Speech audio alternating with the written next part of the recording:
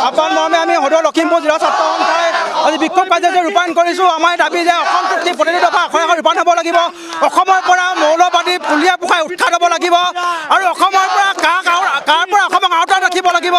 আৰু বিপ্লৱ শৰ্মাৰ অসম চুক্তি 6 নং দফা বিপ্লৱ শৰ্মাৰ যি প্ৰতিবেদন, সেই প্ৰতিবেদন আমি আখৰে আখৰে ৰূপায়ণ হ'ব লাগিব। তাৰ লগতে যি ইলিগেশ্যন বাংলাদেশী আছে 2025 নিৰ্দেশাৱলী এই নিৰ্দেশাৱলী অসমৰ পৰা আওতাত ৰাখিব লাগিব। আমাৰ স্পষ্ট কথা। আৰু সদৌ অসম ছাত্ৰ সন্থাই আমি কেইবাটাও দফা লৈ আমি কাৰ্যসূচী ৰূপায়ণ কৰি আছোঁ। আমি ইয়াৰ আগত অন্বেষণ কাৰ্যসূচী ৰূপায়ণ কৰিছিলোঁ, আজি বিক্ষোভ কাৰ্যসূচী ৰূপায়ণ কৰিছোঁ। ইয়াৰ পিছত আমি জোৰ আন্দোলন কাৰ্যসূচী ৰূপায়ণ কৰিম।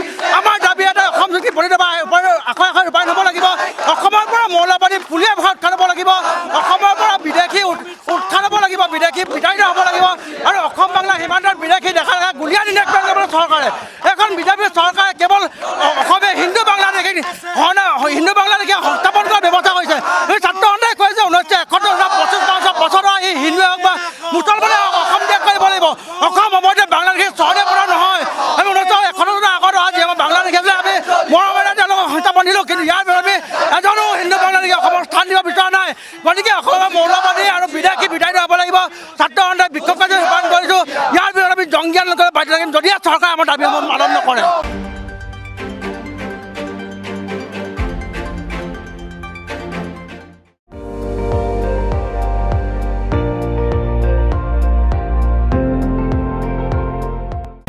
আপুনি চাই আছে ND24, সৰ্বশ্ৰেষ্ঠ নহয় সৰ্বোত্তমৰ দৌৰা।